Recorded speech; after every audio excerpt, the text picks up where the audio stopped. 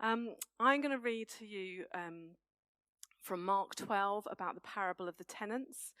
And I'm just going to read to you that passage from the Bible. But as I read it, I want you to really think about the story. And I want you to think about who you think the hero is in this story. And bear that in mind. And then as I preach and as I speak and unpack this passage, I want you to think about whether you still think that that same person is the hero of the story. So if you want to turn with it, you can. It might even magically come up. I've no idea.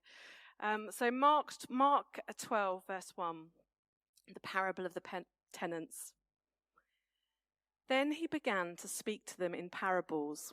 A man planted a vineyard. He put a wall around it, dug a pit for the winepress, and built a watchtower. Then he rented the vineyard to some farmers and went away on a journey. At harvest time, he sent a servant to the tenants to collect some of the fruit from the vineyard, but they seized him, beat him, and sent him away empty-handed. Then he sent another servant to them. They struck this man on the head and treated him shamefully. He still sent another, and that one they killed. He sent many others. Some of them he beat, others they killed. He had one left to send, a son, whom he loved. He sent him last of all, saying, "They will respect my son." But the tenants said to one another, "This is the heir. Come, let's kill him, and the inheritance will be ours." So they took him and killed him and threw him out of the vineyard. What then will the owner of the vineyard do? He will come and kill those tenants and give the vineyard to others. Haven't you read this scripture? The stone the builders rejected has become the capstone. The Lord has done this, and it is marvelous in our eyes. Then they looked, this is the Pharisees, for a way to arrest him because they knew he had spoken the parable against them, but they were afraid of the crowd, so they left him and went away. So just have a little think who you think is the hero in that story. Now, some parables themselves have little nuggets of gold within them, set alone as a parable. But actually, this parable is really speaking into the context of what was going on at the time. And so I'm going to spend a little bit of time this morning actually just talking you through the context of the whole passage. And this story Jesus told in the temple. Now, I don't know if any of you have seen the Jewish temple. It's a massive square building with different courts. But the temple was the centre of Jewish life and community. We're in this amazing building today, and some people come in the week, but many of us will come here maybe once a week. But the Jewish temple, people would be daily in and out of the temple. And the temple was sacred. It was holy. It was where kind of God met earth. And it symbolized God's presence and God's rule of justice and righteousness. And the Ark of the Covenant, the most holy of holy things that the Jews held dear, was held in the temple. And the temple rhythms were part of everyday life, so people would come and pray, they would come daily and offer offerings, they would worship, they'd teach, they'd hear sermons. They went there, it was really integral to their life. And the priests were in charge of the temple, and they represented God, and they interpreted God's laws, and they were highly revered, and they had these amazing robes with tassels on them, and they had a high status in society. And it's in the temple that Jesus tells this parable. Now, I'm going to do something. I'm going to trek back a little bit to the chapter before, and I'm not going to read you the whole story, but I'm just going to tell you the story. Go and read it yourselves. It's amazing. I love reading the Bible, and there's so much we miss by telling them orally. But for the purpose of this morning, I'm just going to talk you through what happened, okay? So before Jesus tells this story, we have this amazing scene where Jesus enters into Jerusalem on a donkey. Now, many of you may be familiar with this scene. I don't know how well you know the Bible, you might not be. But this was actually a hugely symbolic moment. Because in the Old Testament, they'd prophesied that the King and the Messiah would one day come to them riding a donkey. And so Jesus comes into Jerusalem riding on a donkey. And there are crowds around him, before him, in front of him. They're taking off their coats. They're waving palm branches. They're laying them on the floor so he can come through this amazing procession. And he comes through, and also that would have kind of been indicative of royalty. That's the sort of thing they would have done if a king was coming into the city. And he comes in, and it was like a symbolic and prophetic entry into Jerusalem that wouldn't have gone unnoticed. And the first thing he does when he goes into Jerusalem is he goes to the temple, the place where God meets earth. Now, he goes to the temple for the first time, and it doesn't tell us much. It just tells us that he had a look around and then he left with his disciples. But on the next day, Jesus woke up and he again goes back to the temple. And some of you, again, may be familiar with this story, but what Jesus does this time is he goes into the temple that is meant to be sacred and holy and full of God's presence, where people represent God to humanity. And it's become like this marketplace of buying and selling and cash and materialism and people trying to make money. And Jesus walks straight into the middle of the temple, which would have been bustling and heaving, and he overturns the tables. And he starts causing an absolute commotion, kicking everything up in the air, throwing the money around, getting people out of the way. And he stands in the middle and he says some words that are from the prophet Isaiah. And he says, Is it not written that my house, this temple, should be a house of prayer for all nations, and yet you have made it a den of robbers? And the chief priests that were in charge of the temple could see all of this commotion. They knew he'd come in on a donkey. They knew the crowds were following, and now he's come into their temple, their holy church, causing absolute chaos and havoc. And they are furious. They're not like, hey, the Son of God's coming to a temple, this is great. They were like absolutely livid. And the text tells us they sought to kill him. They were so mad. And Jesus kind of slipped away out of the temple. Now the next day, Jesus wakes up. And you'll never guess where he went for the third time. Now, even if I'd gone to Sainsbury's, which is just a supermarket, and it's not sacred, and I had messed up the aisles and thrown things everywhere and just caused absolute devastation, I might think twice about going back there. But Jesus decides that for the third time, he's going to go back to the temple. Now, I don't know how these priests are feeling when Jesus again walks in the door. You can just imagine the tension. And the chief priest, who's in charge and has the authority of the temple and that representative of God on earth, he comes up to Jesus and he confronts him. And he says, on whose authority do you do these things? You can just feel the tension in the scene. If it was a Netflix movie, you'd just be like, what is he going to say next? And Jesus, who I love, he replies with a question. And he says, I will only tell you the answer to your question if you can answer my question. And so he asks a question, and he talks about John's baptism. And he asks the chief priest, can you tell me whose authority John's baptism is? He said, is it of man or is it of God? And the chief priests and the Pharisees just didn't know really what to say. And they knew kind of if they answered either way, they were kind of in trouble. And Jesus says to them, you can't answer my question, so neither will I answer your question and tell you whose authority I'm doing these things under. So the most important person that represents God in the temple is confronting him, and Jesus is not even complying with an answer. And then, while everyone is watching and the crowds are there and you can cut the tension, Jesus tells a parable, which is this parable. So I'm just going to highlight some of the things. So we know the man plants a vineyard, and it, for all intents and purposes, seems good, and he gives it to tenants. And the owner again and again sends tenants. The first one is beaten. The second one is bashed over the head and treated shamefully. The third one is killed. Finally, he sends his son. You can see where this is going, can't you? And finally, he said, they will at least respect my son. But they don't, do they? We hear that they kill him. And in the end, we hear the owner of this vineyard, he puts out the tenants, he kills them, and he puts other people in charge of the vineyard. But Jesus finishes with this really kind of strange verse. I'm going to come back to this at the end, but he says, the stone the builders rejected has become the capstone. And when they heard him tell this parable, they were absolutely livid because they knew it was about them, and they were determined to have him killed. So, What is Jesus saying in this story? Why is he telling it now at this key moment? And who is the hero? Is it the owner? Is it the servants? Is it the son? I want to talk to you a little bit, first of all, about the owner of this vineyard. Now, I don't know about you, but in the story, the owner of the vineyard, we're thinking maybe surely, like when I read this, I thought, I don't really understand, it doesn't really make sense. Why would the owner of the vineyard just keep sending people? He kind of knows what's going to happen. You can kind of see the trajectory.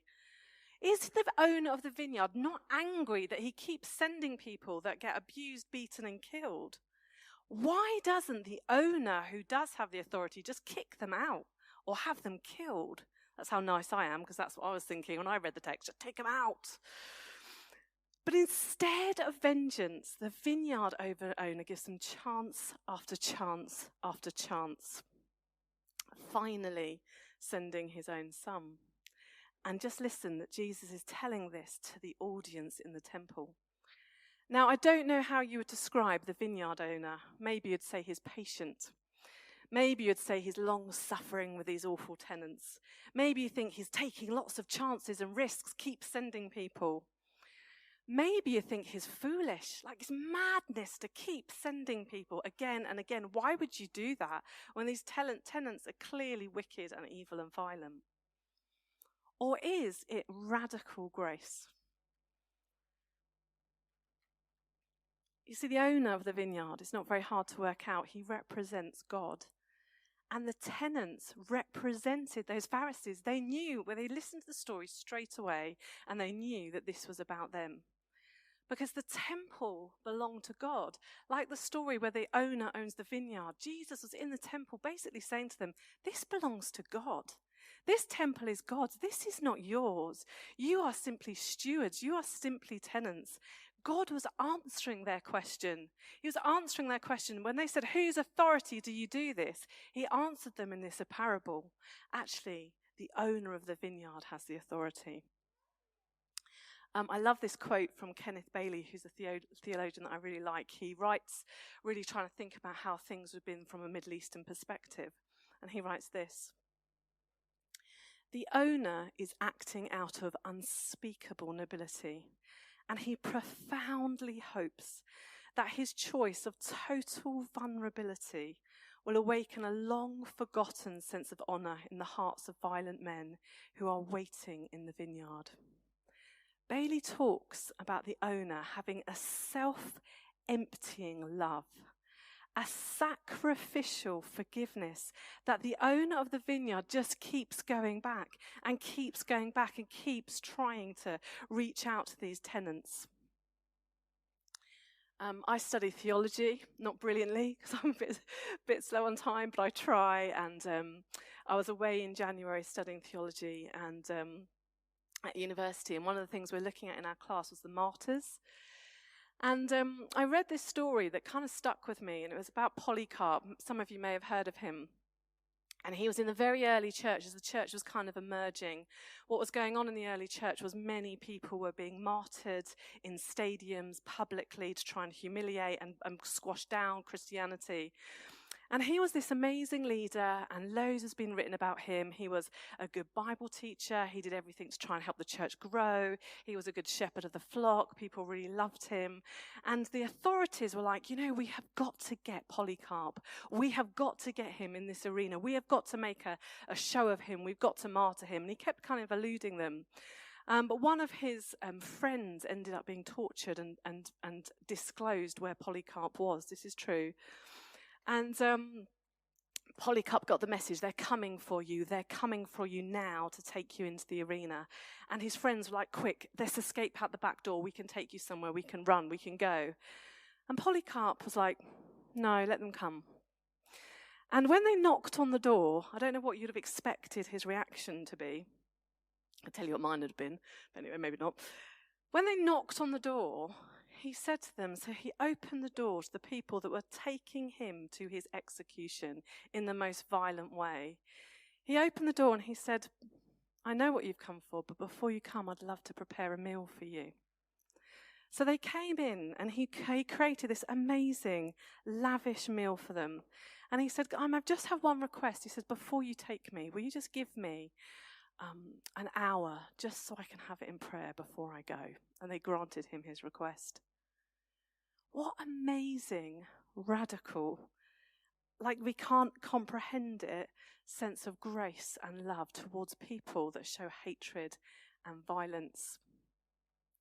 I can't remember if I've told you this, so you have to bear with me, but this time last year I was in Rwanda for work, meeting some of my colleagues and seeing some of the work we do. I work for Tear Fund, which is a development charity, and had the great privilege of going to Rwanda. As many of you may know, there was a genocide there probably 20 plus years ago now. And I went to the Genocide Memorial, which in itself was profound. But I met many people over there. In fact, every Rwandan you will meet will have a genocide story and know somebody who had been brutally murdered in the genocide. And so I listened to story after story after story of just things that we can't even comprehend. And again and again, and these people, many of them are kind of put away for war crimes, but now they've been released. And so these people in Rwanda, when they go to the supermarket to buy milk, how we just do all the time or whatever, they bump into people that were perpetrators of extreme violence in their family and to their loved ones. They see them all the time. And so many people, I sat down, I was like, how? How do you navigate this? How do you recover from this? How do you walk through this? And again and again, the stories were, forgiveness was our only way through. Forgiveness was the only way that we weren't just stuck in this cycle of violence upon violence upon violence and violence. It was the only way through. And there was these incredible stories where victims and perpetrators would sit down together, embracing one another. And so the grace of God and the forgiveness of God and the love of God went both to the victim and the perpetrator of the crime. And I came away and I had to look at myself. Like, what unforgiveness am I still holding on to? And how can I, when they can manage to forgive this, how can I hold on to some of these things in my heart? You see, the owner of the vineyard isn't just mindlessly sending servants.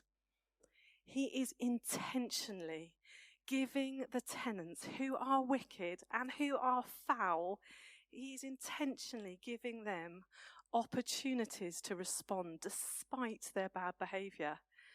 And finally, he sends his best. We've heard this story before, haven't we? He saved his best to last. Finally, he saves his only son. Finally, he sends him.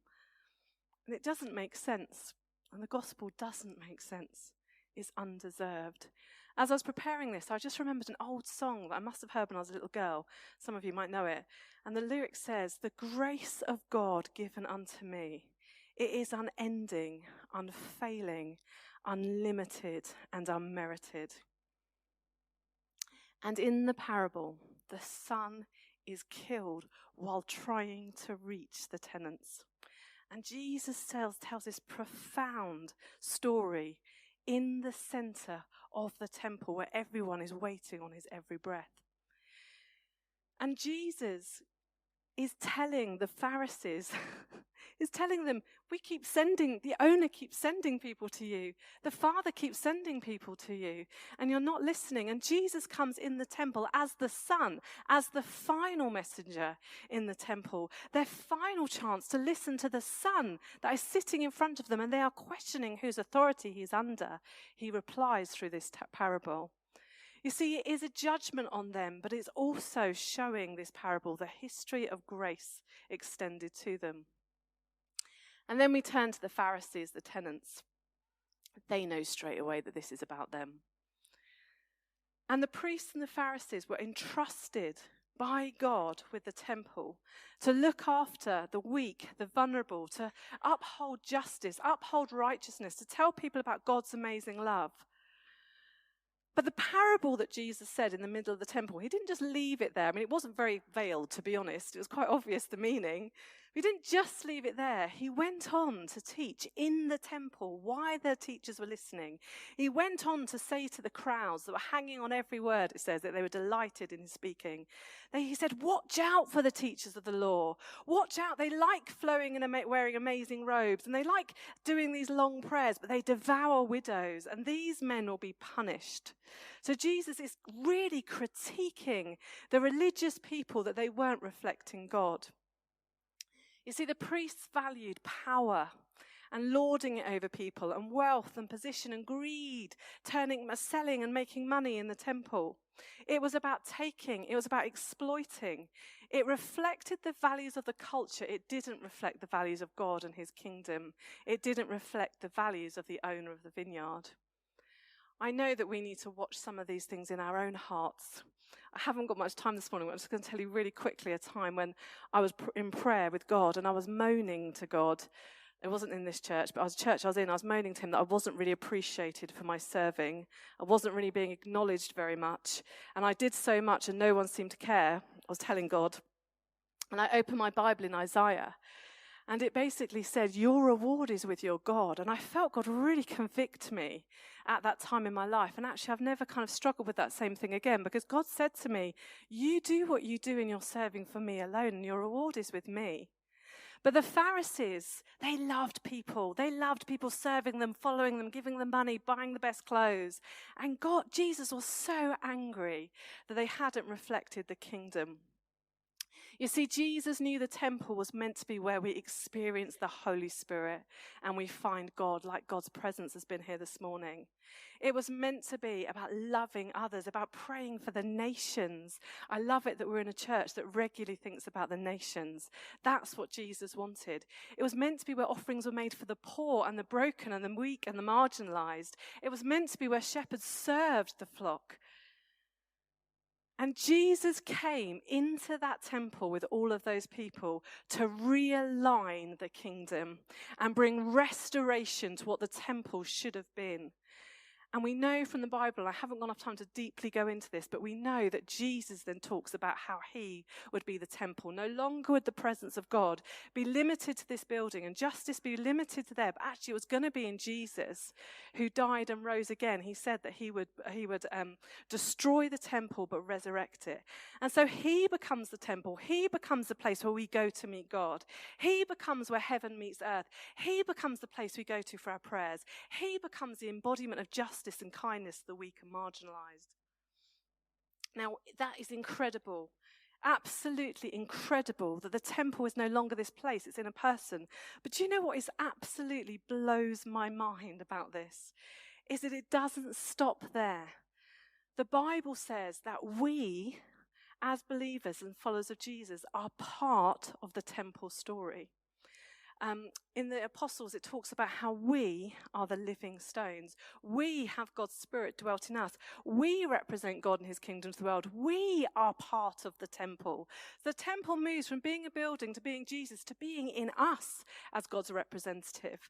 And so the church and us as individuals, we are the ones that embody to the world who God is within our own being. Corinthians says, do you not know that you yourself are God's temple? And Peter says, like living stones, we are being built together into a spiritual house to be a holy priesthood. We are now the priesthood of God. And so I'd ask you the question now, who do you think the hero is of this story?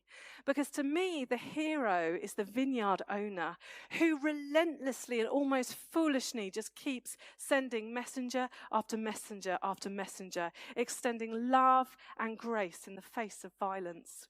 Because God endlessly tries to reach humanity, even in giving his son.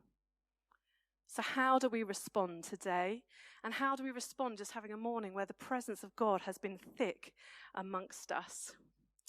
I think we come to the Father, the owner of the vineyard, who is slow to anger, who is full of grace and forgives us in our violence and wickedness.